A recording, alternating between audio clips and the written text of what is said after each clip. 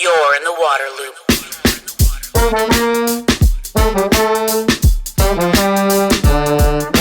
Water loop, water loop, water loop. Waterloop is a nonprofit media outlet made possible in part by a grant from Springpoint Partners. For all content, visit waterloop.org.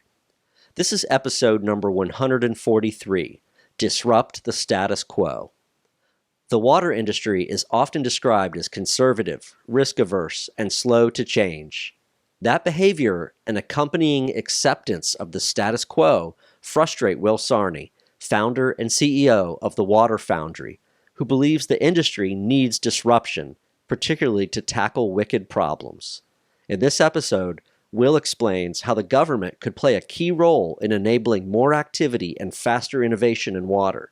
He also discusses the importance of terminology used in reporting on water challenges, the launch of the Colorado River Basin Fund, and how corporations are doing on water sustainability.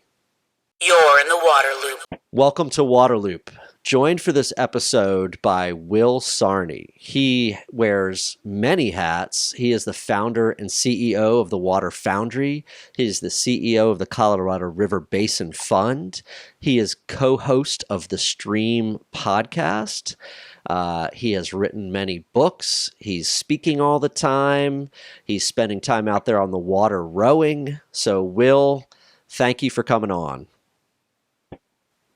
Travis, my pleasure. You know, when I hear you chronicle what I do, it only reinforces my running joke that I have no social life. So you validated that once again. Yeah. Water tends to take over our lives, right? We have so much passion for it. There's so many things to do in the water space that it's like, well, I'm just going to make this my life. So I get it. Yeah. Yeah. Well, you're a water guy on the water and also professionally, so you have the same totally joy, if you will. Totally. So I want to get right to a topic of mutual interest, and that is disruption. That is shaking the status quo tree. That is damn the water sector for continuing to be conservative. How do we break the molds? All that kind of stuff. This is something you talk a lot about. As you look at the waterscape, why are you so focused on this idea of disruption and upending the status quo? I think it speaks to my character, if you will, for better or for worse. But I've never really embraced the status quo. I've always looked for, the quote, the road less traveled. And a good friend of mine and former colleague, when I was doing primarily environmental work, said that, Sarni, you not only take the road less traveled, you just don't take a road. And it took me a long time to embrace that. And, the reason I do it is that I find it interesting, certainly. But I also find that incremental progress is incredibly frustrating. And that's not going to get us to where we need to be in a really short period of time. And if we just look at, the Sustainable Development Goals, we're not going to hit those. And the reason we're not going to hit those is that we're really just making incremental progress in changing how we manage water, manage hydration, access to water, and so on. So, impatient by nature, infinitely curious, and really believe there's always a better way to how we address some of these big challenges. So.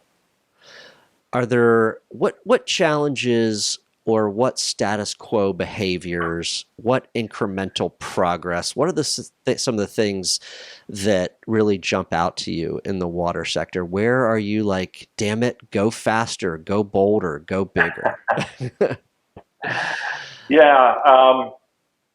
So for me, I think you've seen me talk about wicked problems and who solves wicked problems. And, as a stakeholder group, the public sector has just enormous potential to solve some of these challenges, but does not move quickly. And I know I tend to talk about technology innovation or innovative business models, water service, and so on. But if you really look at what the big opportunity is, if we could change public policy faster, then we have the ability to really scale technology solutions, new business models, and so on. So that, to me, that's the one we need to poke and drive speed with. And, quite candidly, I'm not a public policy guy. So, I don't have the temperament or capabilities, experience to engage with either federal or state regulatory agencies on, why a better way.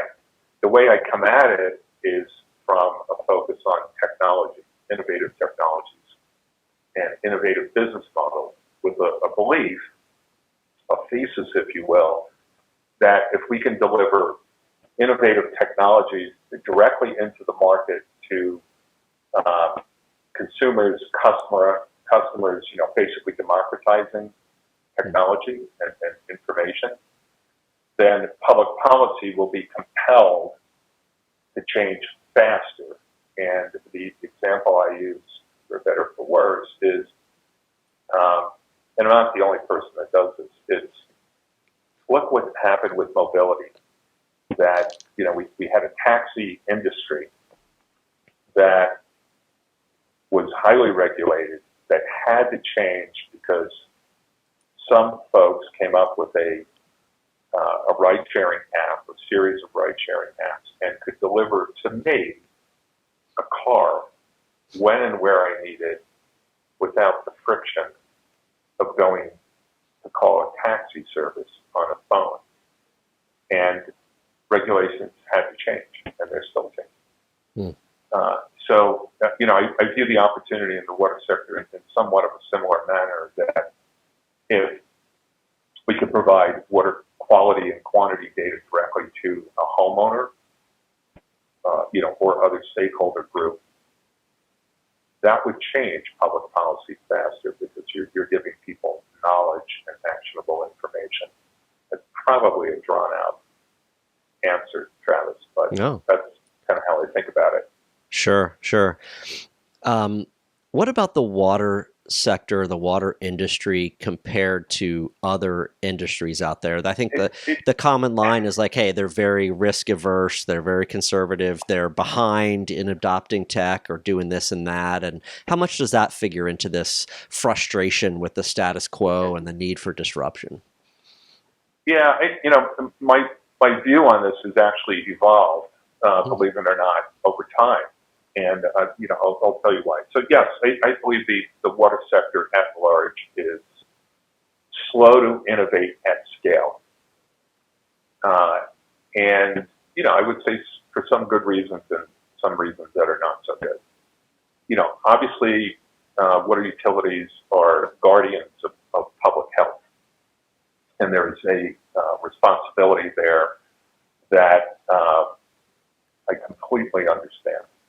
On the other hand, they're really, I would say in most cases, and I'll make a generalization that I know I'll be criticized for, is the culture is not one that embraces innovation and risk-taking. And, digital technologies, I believe, are a really good example of, some of the challenges that you see. Now, having said that, I also believe that there's some really interesting utilities that are innovating, perhaps in some ways faster than the industrial side, the private sector side. So, the sort of prevailing narrative is, well, utilities don't innovate really fast.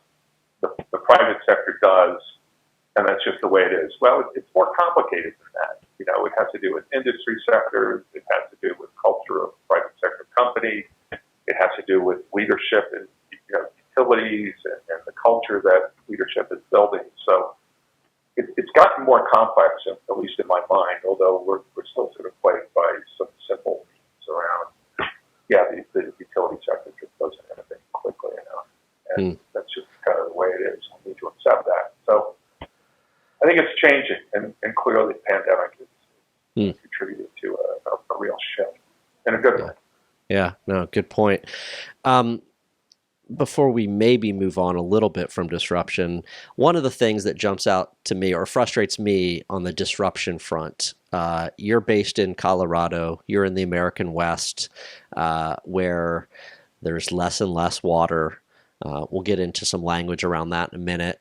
But I'm constantly stunned that water recycling, water reuse, like in a, on a large scale, is not just being rapidly accelerated. I think El Paso, Texas is going this way of treating all their wastewater, going to use it for drinking water. LA has some ambitious plans to do it. But I'm just like, with the alarm bells that are going off in the West, why is there just not this like cut through the tape and let's do this because we're gonna have a crisis on our hands? That's one thing that jumps out at me, and I just kind of was curious your perspective on that. Well, yeah, and I mean, I completely agree with you. Water reuse in the U.S. Nationally is pathetically low, and we really don't look at water as a renewable resource that we can use over and over again.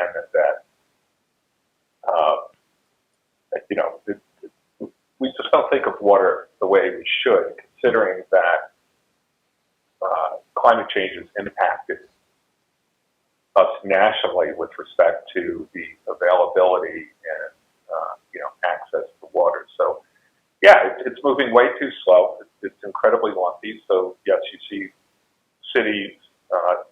It's interesting. You bring up a really good point. States move really well. In the U.S., we move really slow. States move slow in general. It's the cities where you're really seeing innovation happening. So, driving water conservation efficiency coupled with really promoting water reuse out of sheer necessity. There will be no economic development or growth without really rethinking how we use water right now, which is, I get a gallon of water, I treat it to drinking water standards, I use it once, then I throw it away. That's lunacy. Yeah, that's a great way to put it or explain it to people too.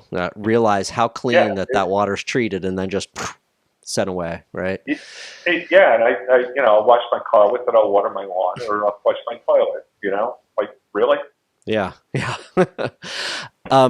One thing that you are always talking about on LinkedIn, and I encourage everyone to follow you on LinkedIn and Twitter, and is some of the language, some of the coverage, some of the reporting by the media, but also maybe the language coming out of water people's mouths too, especially when we're talking about climate change and what's happening in places like the American West, maybe like what's happening in Western Australia, certainly around the world, and the words drought, right? This is not a drought anymore. Love to get your take. Yeah, and this is your world in terms of communication and storytelling and so on. But it just strikes me that if water professionals are ever to gain success in mobilizing the layperson in understanding what is broken and what needs to change, we need to stop using words that we've used historically that limit the ability of the layperson to really understand what we're facing and what we need to change. And drought, to me, is the big rub. If, when I think about how most people react to the word drought, it's temporary. We might have, a drought that lasts years, but nevertheless, the reality, the interpretation is it's going to get better at some point. And you know what? If I get a good rain this weekend, that means the drought maybe is over. It's okay. Well, things are so fundamentally broken in the American West that using the word drought that's just really not helpful in terms of getting people to understand that we need to change public policy. We need to reuse water as much as we can. We need to drive investment in innovative technologies. It's really just not helpful, to say the least, if not really damaging to any progress we could make. So, and look, I don't know that I have the perfect narrative or word. I just know that drought needs to be destroyed and abandoned. And, you know, it's, yeah, you know, we could use aridification, but, like, you know, that's a big word. Complicated word that requires a whole other conversation about what it means. So, I don't know. This is something that, you know, my colleagues, friends in the world of water talk about a lot in terms of how do we come up with a very simple narrative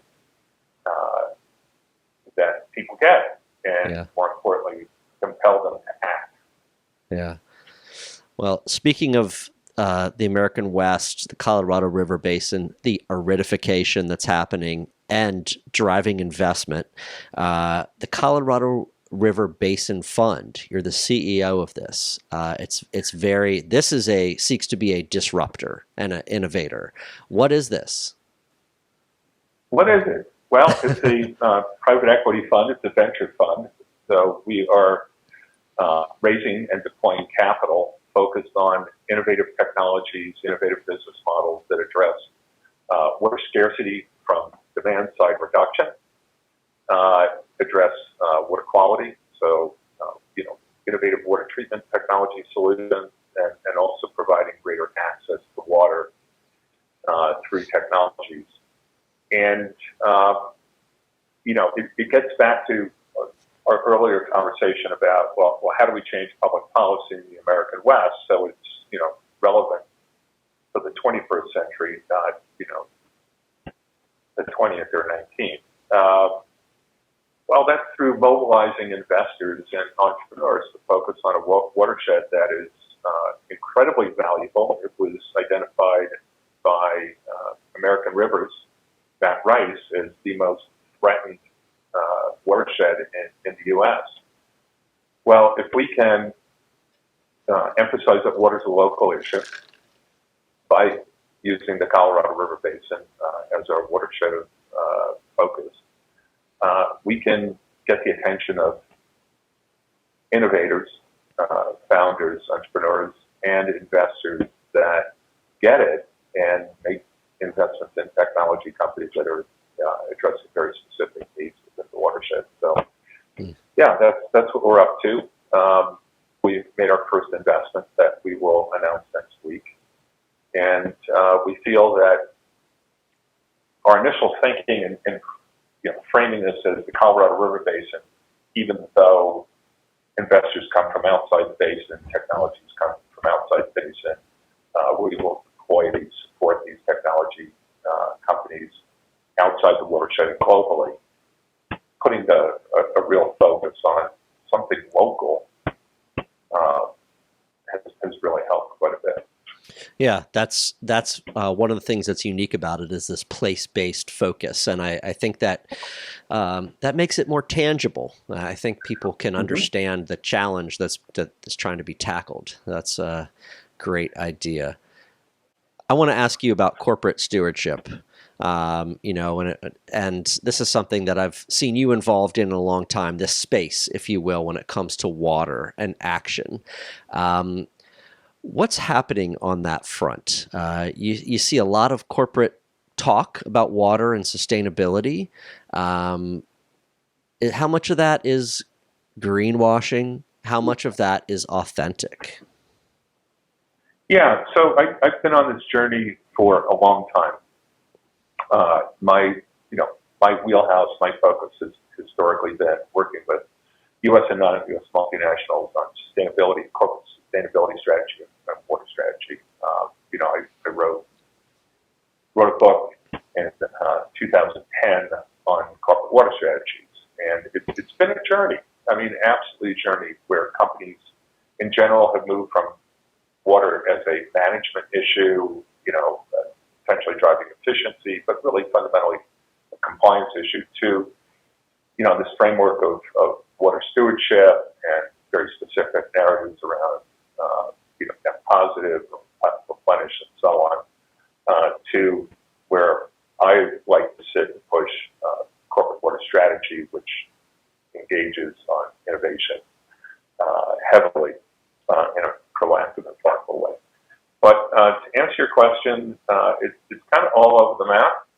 I was having a conversation with a good friend of mine yesterday, actually, about what companies are doing and how much does the topic of water come up with chief sustainability officers, and he said really not that much. So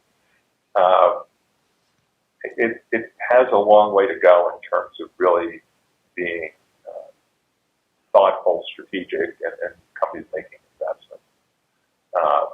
In part because water is complicated.